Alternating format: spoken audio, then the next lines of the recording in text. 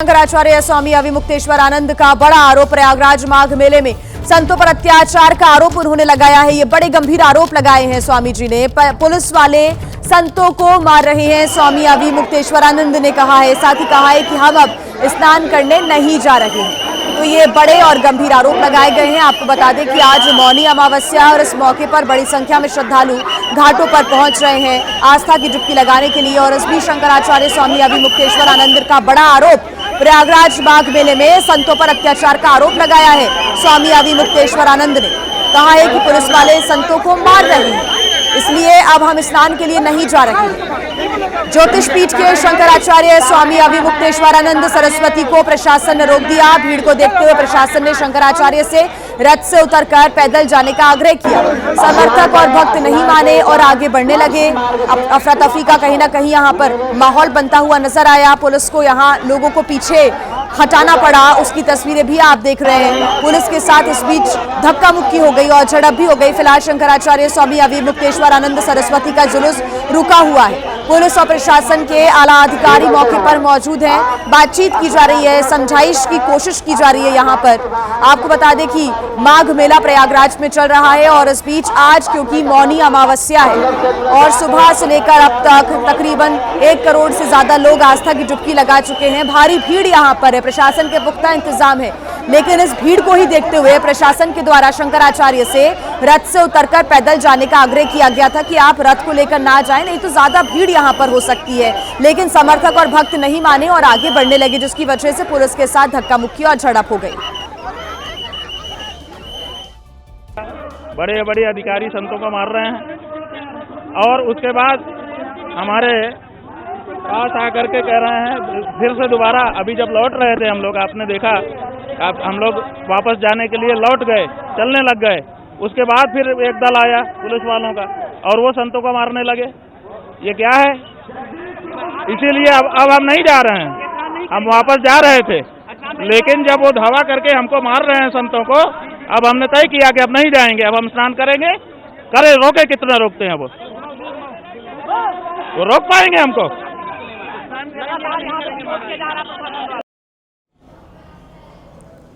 और ज्यादा जानकारी के साथ हमारे साथ सौरभ जुड़ गए हैं। सौरभ, क्योंकि भीड़ बहुत ज्यादा थी, पुलिस के द्वारा आग्रह किया गया, लेकिन अब शंकराचार्य अविमुक्तेश्वर आनंद ऐसे आरोप लगा रहे हैं कि संतों को मारा गया है, धक्का मुक्की हुई है, इसलिए अब वो स्नान के लिए भी नहीं जा रहे हैं। क्या जानकारी, वहां पर क्या स्थिति है अभी? निश्चित तौर पर देखिए, आज मौनी अमावस्या का पर्व है। सुबह से ही श्रद्धालु भारी संख्या में संगम में आस्था की डुबकी लगा रहे हैं। लेकिन अब से कुछ ही देर पहले यहाँ पर माघ मेले में जो है ज्योतिष पीठ के शंकराचार्य स्वामी अविमुक्तेश्वर सरस्वती को प्रशासन ने रोका था, क्योंकि संगम रोड पर भीड़ बहुत ज्यादा हो गई थी और पुलिस ने आग्रह किया था कि आप जो है जुलूस के साथ न जाकर स्नान करने। लेकिन शंकराचार्य जो है इस बात पर अड़े हुए थे कि नहीं, उन्हें जो है वो स्नान करने जाना है। हालांकि फिलहाल अभी मौके पर तैनात है, पुलिस वहां बल तैनात किया गया है और साथ ही साथ उनसे बार बार आग्रह किया जा रहा है कि संगम रोड पर जिस तरह से आज सुबह से ही श्रद्धालुओं की भीड़ देखने को मिल रही है, उसी के चलते उनसे कहा जा रहा है कि आप कृपा करके पैदल चले जाए। अब धीरे धीरे जो बात है बनती हुई नजर आ रही है, लेकिन काफिला रोकने के लिए उनका पुलिस को थोड़ा सा मशक्कत करनी पड़ी थी। लेकिन अब मामला जो है वो पूरी तरीके से आसान हो गया है और अविमुक्तेश्वर उनसे बार बार ये पुलिस कह रही है कि आप पैदल जाने का कष्ट है। हालांकि अविमुक्तेश्वर इस बात को मान गए हैं और वो धीरे धीरे पैदल अब संगम की ओर रवाना भी हो रहे हैं। ठीक सौरभ, आप बने रहिएगा हमारे साथ। 2 तस्वीरें भी हम अपने दर्शकों को दिखा रहे हैं। पूरा मामला एक बार फिर से बता दें कि शंकराचार्य स्वामी अविमुक्तेश्वर आनंद सरस्वती ने बड़े आरोप लगाए हैं। प्रयागराज माघ मेले में संतों पर अत्याचार का आरोप लगाया है। शंकराचार्य ने कहा है कि पुलिस वाले संतों को मार रहे हैं और अब हम स्नान करने नहीं जा रहे हैं। लेकिन सौरभ, जैसा कि जानकारी दे रहे हैं कि आप पैदल ही तट तक यानी कि घाट तक पहुंचने की जो कोशिश है वो यहाँ पर की जा रही है। शंकराचार्य अविमुक्तेश्वर आनंद सरस्वती ने कहा कि वो पीछे की तरफ जा रहे थे, लेकिन अब वो वापस नहीं जा रहे हैं, जबकि अब वो घाट की तरफ पैदल ही जा रहे हैं। ये जानकारी मिल रही है। ज्योतिष पीठ के शंकराचार्य स्वामी अविमुक्तेश्वर आनंद सरस्वती को प्रशासन ने रोक दिया था, क्योंकि बहुत ज्यादा भीड़ यहाँ पर है। मौनी अमावस्या का दिन है और ऐसे में आज के दिन करोड़ों की संख्या में श्रद्धालु पहुंच रहे हैं आस्था की डुबकी लगाने के लिए। पुलिस प्रशासन ने भीड़ को देखते हुए शंकराचार्य से रथ से उतरकर पैदल जाने को कहा था, आग्रह किया था, लेकिन समर्थक नहीं माने, भक्त नहीं माने और आगे बढ़ने लगे, जिससे पुलिस के साथ यहाँ धक्का मुक्की हो जाती है। उनके समर्थकों के द्वारा यहाँ पुलिस के साथ झड़प भी हुई है। फिलहाल शंकराचार्य स्वामी अविमुक्तेश्वरानंद सरस्वती का जो जुलूस है वो पैदल ही आगे बढ़ रहा है। सौरभ हमारे साथ जुड़े हुए हैं, उनसे हम आगे जानकारी लेंगे। लेकिन ये तस्वीरें आपके सामने पुलिस प्रशासन की तरफ से और आला अधिकारियों की तरफ से मौके पर पहुंचकर लोगों को शांत कराया जा रहा है, भीड़ को नियंत्रित करने की कोशिश की जा रही है। खुद सीएम योगी आदित्यनाथ भी देखिए पूरे स्थिति पर भी नजर बनाए हुए हैं, क्योंकि आज बड़ी संख्या में श्रद्धालु पहुंच रहे हैं प्रयागराज में संगम में डुबकी लगाने के लिए। और आइए अब खबरों में आगे बढ़ते हैं। गुंडली मानेसर पलवल एक्सप्रेसवे पर आज सुबह भीषण दर्दनाक सड़क हादसा हो गया, जिसमें 2 लोगों की जलकर दर्दनाक मौत हो गई है। 5 वाहन बुरी तरह से क्षतिग्रस्त बताए जा रहे हैं। दरअसल ये जो हादसा है थाना मोहम्मदपुर अहिर क्षेत्र के गांव सबरस और गुढ़ी के पास हुआ है।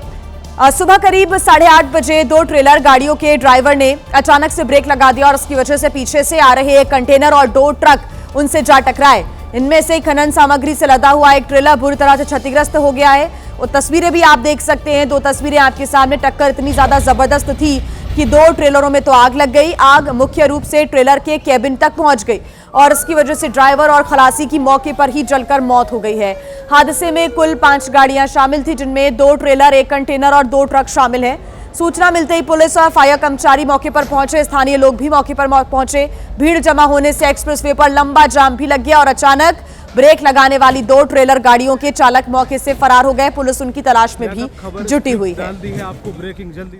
तो ये 2 तस्वीरें आप देख रहे हैं मानेसर पलवल एक्सप्रेसवे पर। यह दर्दनाक हादसा हुआ है, गाड़ियों की आपस में टक्कर हो गई, जिसकी वजह से गाड़ियों में आग भी लग गई। भीषण आग की तस्वीरें भी आपके सामने। घटना की जानकारी मिलने के बाद पुलिस प्रशासन की टीम मौके पर पहुंची और साथ ही फायर ब्रिगेड के कर्मचारी भी मौके पर पहुंचकर आग पर काबू पाते नजर आए। लेकिन इस दर्दनाक सड़क हादसे में 2 लोगों की जलकर मौत हो गई है। बात करेंगे उत्तर प्रदेश की, जहां के अमरोहा में कोहरे का कहर देखने को मिला, जहां पर घने कोहरे की वजह से 10 गाड़ियां आपस में टकरा गई। इस हादसे में करीब 15 लोग घायल हो गए हैं, जिन्हें पास के अस्पताल में भर्ती कराया गया है। यह हादसा नेशनल हाईवे 9 पर गडरौला थाना इलाके के पास हुआ है, जहां पर इस हादसे की वजह से लंबा जाम भी लग गया, हड़कंप मच गया। बताया जा रहा है कि एक के बाद एक कई गाड़ियों ने एक दूसरे को टक्कर मार दी और कुछ गाड़ियों के आगे के शीशे भी टूट गए। हादसे की वजह से काफी देर तक जाम लगा रहा, गाड़ियों की कतारें देखने को मिली।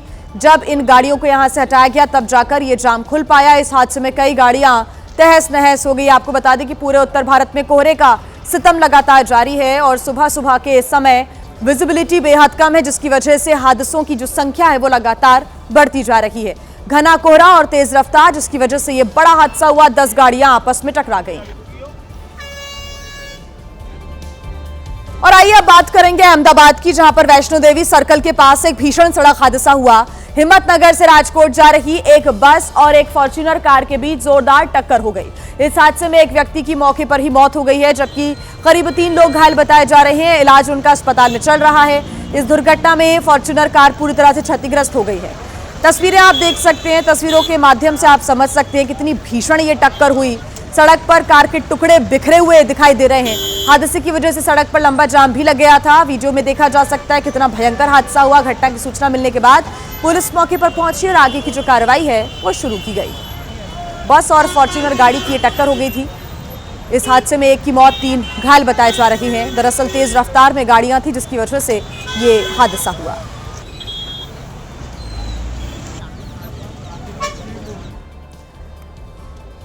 और खबर आपको बता दें, दिल्ली के उत्तम नगर से लॉरेंस बिश्नोई गैंग का वांटेड शूटर, पुलिस ने उसको गिरफ्तार कर लिया है। यह कार्रवाई दिल्ली और राजस्थान पुलिस ने मिलकर की है।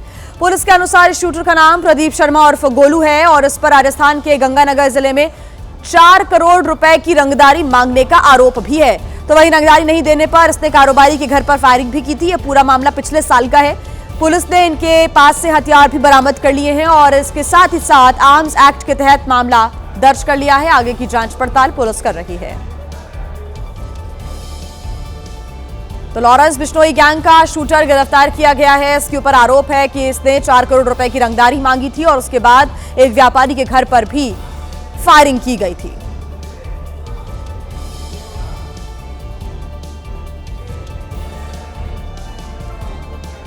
तो वही देखिए, दिल्ली पुलिस को 2 अलग अलग मामलों में बड़ी सफलता हाथ लगी है। साउथ वेस्ट पुलिस की साइबर टीम ने 8 कुख्यात अंतरराज्यीय ठगों को गिरफ्तार किया, जो निवेश के बहाने जनता को ठगा करते थे। पुलिस ने 4 राज्यों में छापामार कार्रवाई की और गिरोह का भंडाफोड़ किया है। इनके पास से कई खातों की जानकारी मिली है, साथ ही 10 हाईटेक मोबाइल फोन बरामद हुए हैं। इस गिरोह के तार कंबोडिया से भी जुड़े हुए हैं। दूसरी तरफ दिल्ली क्राइम ब्रांच ने एक अंतर्राष्ट्रीय ड्रग सिंडिकेट का भंडाफोड़ किया। यह सिंडिकेट नाइजीरिया के एक नागरिक के द्वारा चलाया जा रहा था। इनके पास से करीब 5 करोड़ रुपए की कोकीन, MDMA ड्रग्स बरामद हुई है। दिल्ली में रह रही एक अफ्रीकी महिला के जरिए ड्रग्स की डिलीवरी की जाती थी। दिल्ली पुलिस अब नेटवर्क से जुड़े दूसरे आरोपियों की तलाश कर रही है।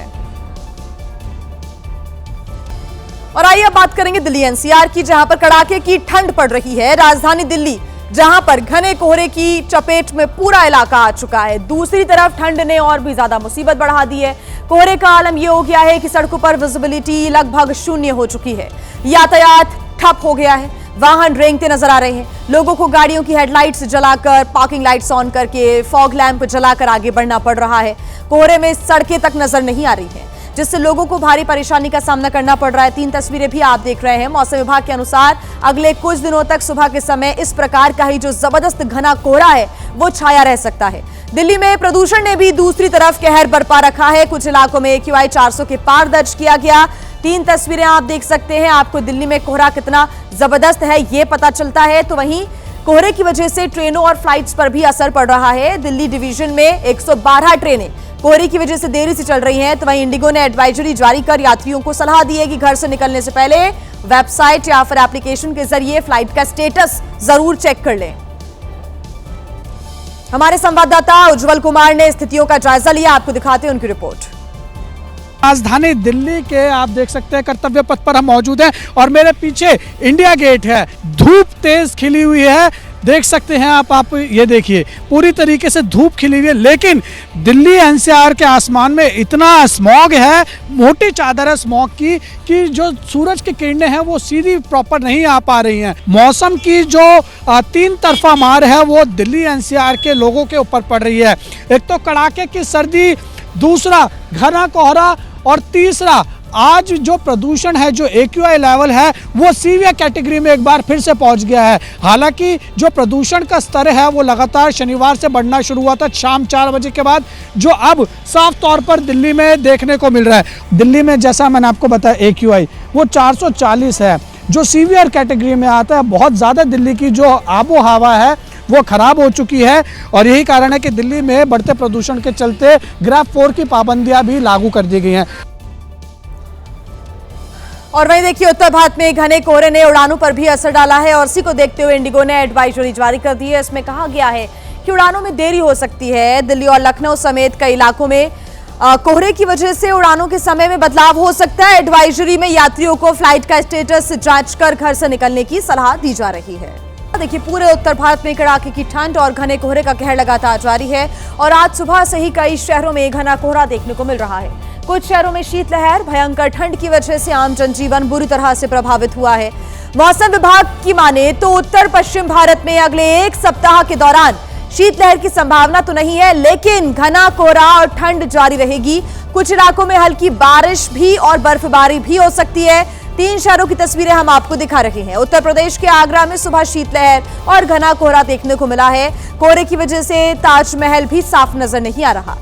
तो वहीं मुरादाबाद में घने कोहरे की वजह से विजिबिलिटी बेहद कम है और ठंड से बचने के लिए लोगों को अलाव का सहारा लेना पड़ रहा है। इसके अलावा मुंबई के ईस्टर्न फ्रीवे पर घना कोहरा देखने को मिला, जिसकी वजह से गाड़ियों की रफ्तार थम गई है।